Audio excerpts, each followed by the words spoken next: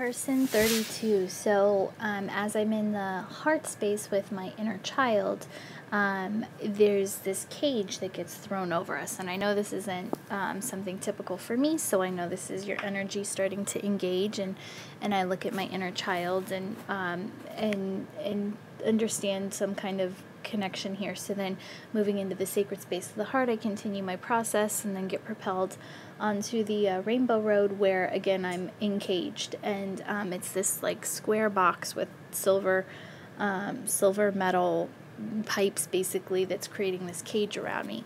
And so then the energy inside the cage starts spinning and spinning and spinning like a tornado really fast, and moving this cage forward towards this portal, and it's just slowly moving it, and it's like I get this impression that you're just spinning and spinning and spinning, and you're still trapped and nothing's really changing. It's taking a really long time, and it feels like no change, and you just keep spinning around and around doing the same thing, and it's just not really alleviating this cage or this pressure around you.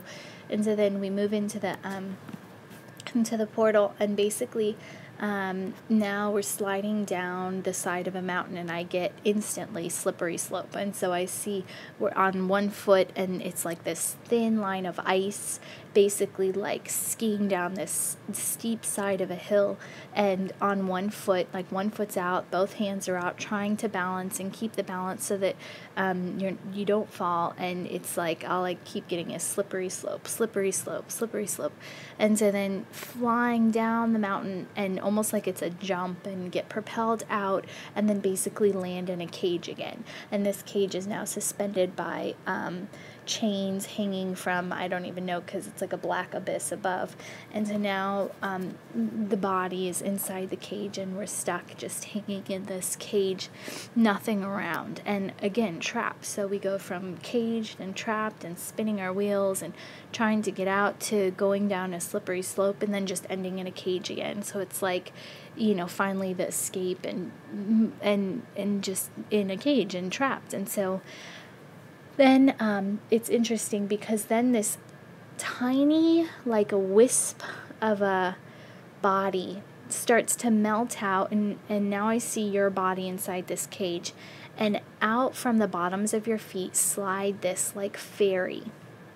And it's translucent and like a blue glow, and this fairy slides down out through the cage bars beneath your body. And basically, as it slides out and it reveals itself, your body, the skin of your body, basically like crumples like it was a human suit, and it basically crumples down onto the bottom of these bars, and your human body is in the cage still, but this like inner you has come out and emerged, and it's presenting itself as like this fairy, and it's beautiful, and its wings are out. It's got the two tiny wings on either side, so 4 wings, and it just floats down, and then it starts to float, fluttering down on this path, and it's walking now towards a door that I know is the Akashic records, and I've been in your records before, so they haven't changed. So we move through this door and get sucked up this tunnel, and as I get up to this tunnel, then it opens up, and it's all this green grass, and again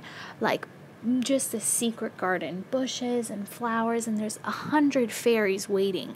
And as you make your entrance as this fairy, all these fairies like swarm you, and it's like your home, and like these are your people, and they embrace you and they love you, and they're just all over you. And so I call on your higher self. Your higher self comes down as like a golden human form, but has fairy wings.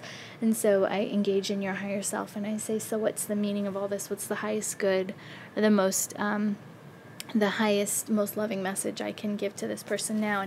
And I get that the journey you're on now, and trying to change these habits, that basically your higher self was expressing that nothing's going to change until you can see the change you want to be, right? And so they were telling me that you have to acknowledge this beautiful, and it was just the most beautiful fairy, and I saw you looking in a mirror, and instead of seeing that body that crumpled in the cage, I saw you seeing this fairy, this silhouette of this beautifully blue, glowing, translucent fairy with the wings. And your higher self was telling me that until you can see this version of yourself that's inside of you, that nothing's going to change, and that until you can understand this is who you are, that no matter what you do, it's going to be crash and burn, and that it's not going to change. And so basically your higher self is saying you need to start seeing yourself that this is already who you are. This is who you are, and until you can see that this is who you are, that the circumstances surrounding you aren't going to change. And so then I start feeling this on my right shoulder, like a tugging on my earlobe, on my physical body, and a little like pressure on my shoulder. And your higher self starts smiling at me, and I go, can this person engage in the fairy realm? And your higher self is smiling and laughing. And I'm feeling that as you go to sleep, if you actually put attention on your right side, I have a feeling you're going to get like these little tugging on your ear, or feel like little tapping on the top of your shoulder. And I feel like if you're, I don't know how much you meditate, but if you're not meditating or connecting into your own field or have a clear field, you might get like really high-pitched ringing in your ear.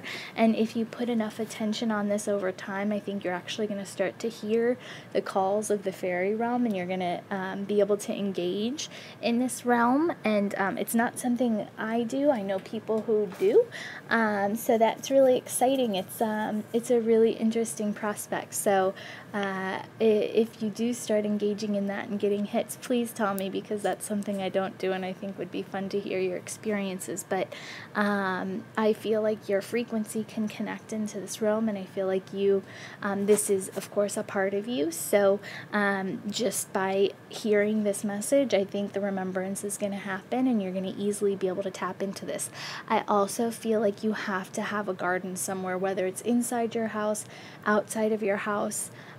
Creating a little space, a little magical garden space.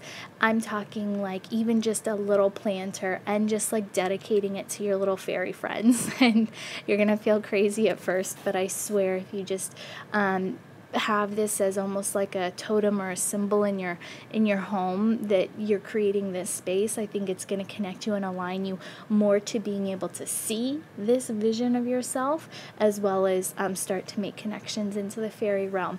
And when summer comes, I hope for you to go outside, and I see you like falling asleep in nature, and I feel that as you like really relax in the settings of nature, you're also going to be able to get the impulses of this really high frequency realm of the fairies as well. So start connecting with nature more, and when you look in the mirror, see yourself as that beautiful golden silvery blue fairy, because that's what they're calling for you to do, to create the changes in which you seek for yourself. So with light and love.